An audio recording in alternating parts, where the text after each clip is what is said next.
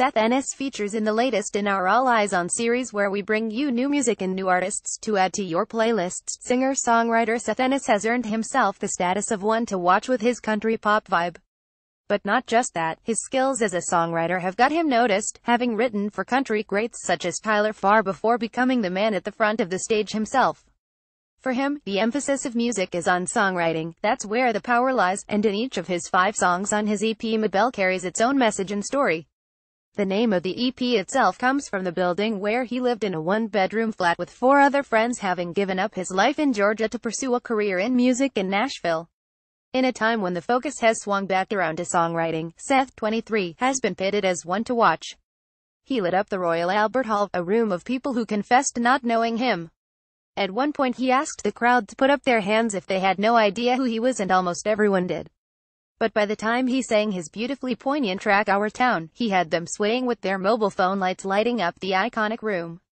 They weren't there for the 23-year-old, they were there for Little Big Town, but by the end of his set he had won over a whole new legion of fans. And therein lies the power of country music, with its emotive stories and capturing melodies that seem to touch people no matter what. It's all in the writing, the lyrics are the driving force, and Seth proves that with his touching track Our Town. I wrote that song with a lady named Liz, and she is from Dallas, Texas, and a little bit over a year ago there was a shooting in Dallas, he told metro.co.uk. And she was there when it happened. She came for the songwriting session and was pretty beat up about everything. One thing she said was, the worst thing about it is how they're talking about us on the news. That's not our town. And I was like, we're writing that song today. And there came the beautiful song about a town hit by tragedy, which he gave to country singer Tyler Farr. But it became even more poignant than that. I heard it for the first time at last year's Route 91 Fest a year ago, a year to the date of this year's shooting, he said earnestly. I remember when Tyler sang it, everyone in the crowd was unified as one. It was a really special moment for me as a songwriter to see the power of the song and what it can do, like turn a terrible situation into something that looks so awesome. And 1 year later that same crowd was massacred. We're back at that same thing. So he performed the song for his Royal Albert Hall crowd as a middle finger to all the evil stuff in the world. For Seth, songwriting is as an important part of his music as any, if not more so. I love writing about personal stuff, he said. Growing up as a military kid, I was never really in touch with my emotions. I had a girlfriend tell me, you're not in touch with your emotions, you don't say how you feel. I was like, I don't know how, but when I started writing music it was like I found that. It's special to me. I'm addicted to songwriting.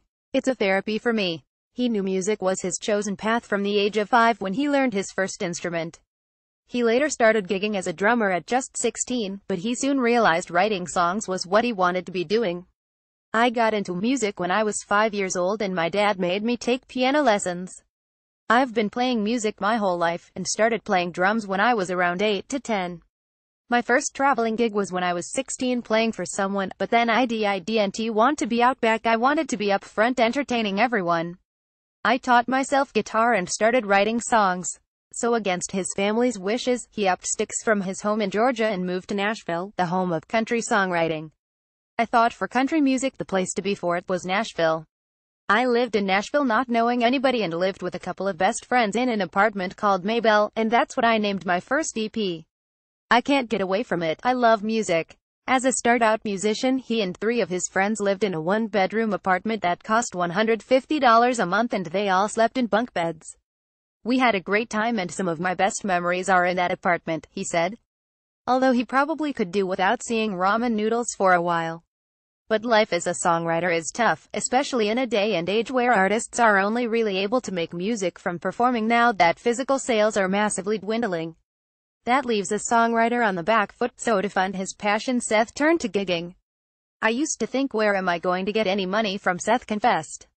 And then a gig would pop up and I can go play piano for somebody or play drums, or my own cover band gig. There was always some way I would get by each week.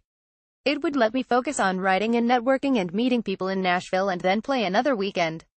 And despite things being tough, at one point he only had $8 left to get by on. Seth plowed on.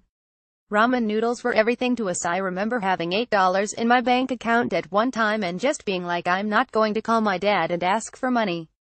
I didn't want to be that person. He didn't want me to move to Nashville. He wanted me to be a lawyer, and he's a military dad and was super tough on us, and I was the middle child who was super independent, and I'm gonna move to Nashville and show you I can do this. So the last thing I wanted to do was admit I'd hit rock bottom. I had $8 and I found a gig last minute to play and bought some more ramen noodles.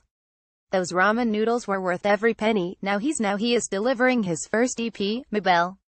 More all eyes on Jake. Isaac thinks our attitude to music has to change for new artists to succeed. More all eyes on who is the real Marshmello. We interviewed the legendary DJ.